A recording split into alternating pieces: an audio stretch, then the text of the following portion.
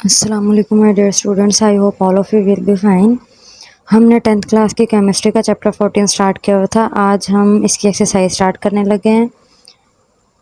ठीक है, एमसीक्यूज हैं। सबसे पहले आप लोगों ने प्रीवियस जितने भी लेक्चर से देख लिए होंगे, सारे टॉपिक्स आप लोगों को क्लियर होंगे, तो एमसीक्यूज भी इजीली आप लोग सॉल्व कर लेंगे। अगर आप लोगों ने प्रीवियस लेक्चर नहीं देखे, चैप्टर के सारे टॉपिक्स अच्छे से नहीं समझे, तो फिर आप लोगों को थोड़ी मुश्किल हो गई। ठीक है, तो कोशिश किया करें कि पिछले जितने भी टॉपिक्स हैं वो सारे वॉच कर लें आप लोग। ठीक है, स्टार्ट करते हैं। हमारा जो फर्स्ट एमसीक्यूज है, according to kinetic theory the basic difference between solid liquid and gas is due to. कि जो काइनेटिक थ्योरी पेश की थी उसके अकॉर्डिंग जो सॉलिड लिक्विड और गैस है उनका जो बेसिक डिफरेंस है वो क्या है, यानी कि सॉलिड लिक्विड और गैसेस हैं उन्हें हम किस बेस पे डिफरेंस करके आइडेंटिफाई करते हैं।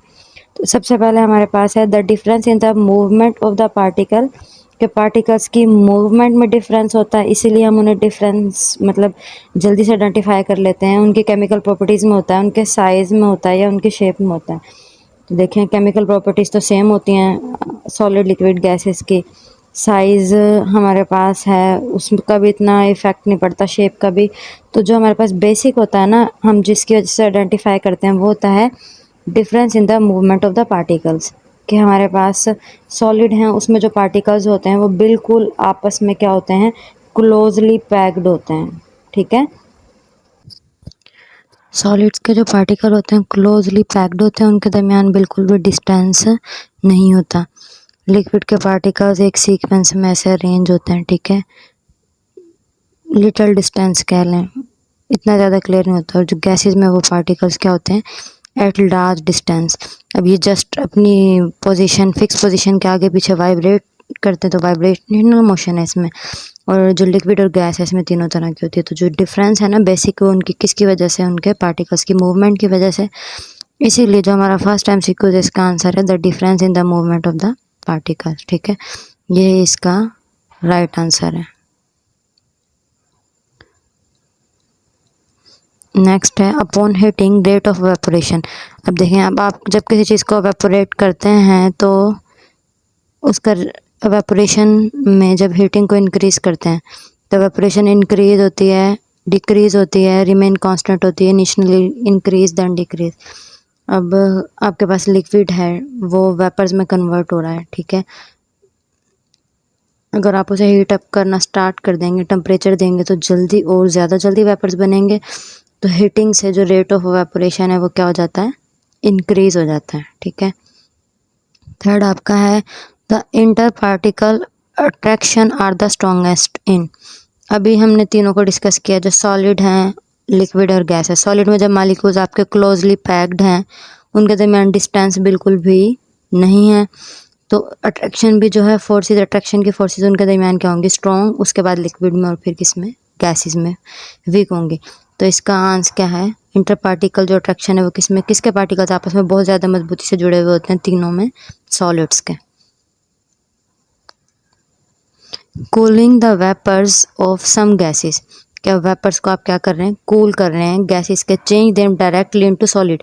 अब वेपर्स को गैसियस फॉर्म से डायरेक्ट कौन सी फॉर्म में आप कन्वर्ट कर रहे हैं, सॉलिड फॉर्म में। तो ये फिनोमिना क्या कहलाता है आपके पास, जब सॉलिड को हम वेपर्स में कन्वर्ट करते हैं तो वो हमारे पास क्या था, सब्लिमेशन। तो हमने पढ़ा जो सब्लिमेशन है उसका उलट क्या है, कंडेंसेशन, सॉरी डेपोजिशन। तो इसका आंसर आपका क्या है, डेपोजिशन। एवेपोरेशन है उसका उलट है कंडेंसेशन, और जो हमारे पास सब्लिमेशन है उसका उलट क्या है, डेपोजिशन।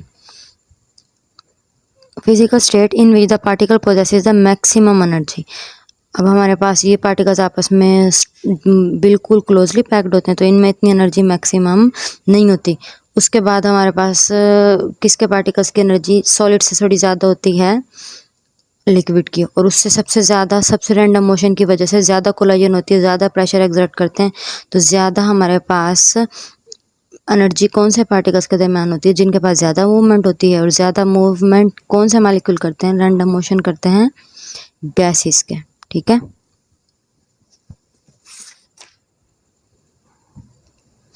नेक्स्ट एमसीक्यूज है, how does the process of evaporation depend on the force of attraction present among the molecules of liquid. कि जो हमारे पास एवेपोरेशन का प्रोसेस है, लिक्विड के जो मॉलिक्यूल्स हैं उनकी फोर्स ऑफ अट्रैक्शन पे कैसे डिपेंड करता है। अब देखिए, अगर मॉलिक्यूल में फोर्स ऑफ अट्रैक्शन क्या होगी, स्ट्रॉन्ग होगी, तो एवेपोरेशन भी उतनी ही ज़्यादा क्या होगी, डिफिकल्ट होगी। अगर हमारे पास attraction force of attraction weak होगी तो एवेपोरेशन भी क्या होगी, ईजी होगी। तो इसका हमारे पास जो राइट ऑप्शन है वो क्या है, it decreases with the increasing strength of attraction. कि अगर हमारे पास स्ट्रेंथ ऑफ अट्रैक्शन क्या होगी, इंक्रीज होगी, तो हमारे पास जो एवेपोरेशन है डिक्रीज हो जाएगी। अगर इसका ऑपोजिट होगा कि अगर स्ट्रेंथ ऑफ अट्रैक्शन हमारे पास डिक्रीज होगी तो एवेपोरेशन क्या हो जाएगी, इंक्रीज होगी। कि अब सबसे जल्दी एवेपोरेट गैसेज होती हैं, उसके बाद लिक्विड और लास्ट में क्या, सॉलिड। क्योंकि हमारे पास जो सबसे ज़्यादा स्ट्रेंथ ऑफ अट्रैक्शन होती है वो किस में होती है, सॉलिड में होती है। तो इसीलिए उन वो ज़्यादा मजबूती से जुड़े होते हैं, उनकी जो एवेपोरेशन है वो सबसे ज़्यादा क्या होती है, डिफ़िकल्ट होती है। नेक्स्ट हमारे पास है which gas will diffuse eight faster rate. अब लास्ट टॉपिक हमने जो डिफ्यूजन का डिस्कस किया था, उधर एक्सपेरिमेंटल एक्टिविटी भी दी थी कि जिसका मॉलिक्यूलर मास सबसे कम होगा वो सबसे जल्दी डिफ्यूज़ करेगी। तो इसके लिए सबसे पहले हम मॉलिक्यूलर मास निकालेंगे। मॉलिक्यूलर मास निकालने के लिए आपको सबके एटॉमिक मास आने चाहिए। तो हाइड्रोजन का एटॉमिक मास क्या है यहाँ पर, 1, ठीक है। क्लोरीन का आपके पास क्या है, 35 और 1 35.5 होता है, तो मैंने 35 ही लिख दिया। टोटल कितना हो जाएगा इसका, 36। अब सल्फ़र का 32 और 2 हाइड्रोजन है, तो 2 × 1 + 32 कितना हो जाएगा यहाँ पर, 34, ठीक है। उसके बाद यहाँ हमारे पास सल्फ़र का 32 प्लस ऑक्सीजन 2 है, 2 ×